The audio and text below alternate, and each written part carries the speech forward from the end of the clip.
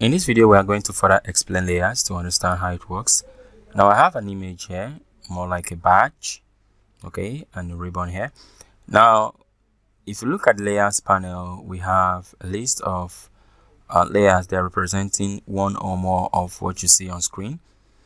Now, I'm just going to toggle the eye right here, which means when you toggle this, you make it visible or invincible. Now, when it's on like this, or when the eye is looking, okay, let me just say when it's looking at you, that means the layer is visible. But when it's not looking at you, that means the layer is not visible. Now, not visible doesn't mean it has been deleted. No, it's still there, but just that is not visible until you click there to make it visible.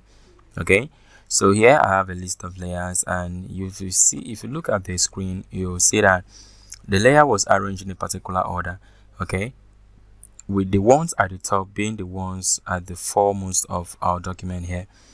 Now, if I decide to move the right top to the front of the ribbon, you discover that the right top becomes at the top, and right on where we are working, it comes to the front side of the screen.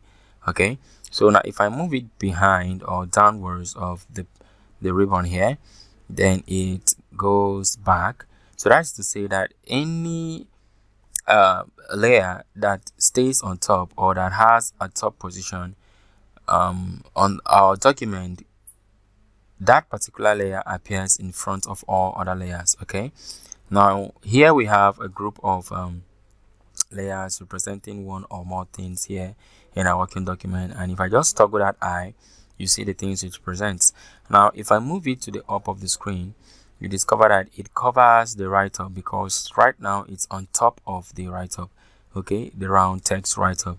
So layers are arranged in such a manner that the ones that should be in front will be on top, and the ones going behind or acting as backgrounds will go down of the layer. Okay, now you see the green here is the background. We used it as a background, and that is why we left it to be underneath. You can see everything is on top of the green. So here, that is how the layer works. And you can also decide to rename a layer, like I want to change this green from path to background. Now, the way to rename it, I'll click, and then I'll click double times on the name, or double click on the name rather. Now, when you double click on the name, it gives you an opportunity to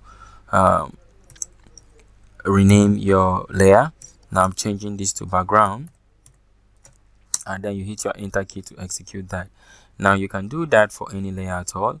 Now you double click on the name, not on the icon. When you double click on the icon, you'll see something else. Always try to double click on the name, and then it gives you a permission to rename that particular layer.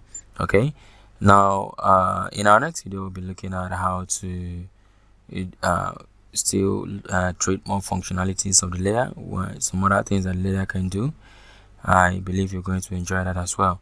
I'll see you there.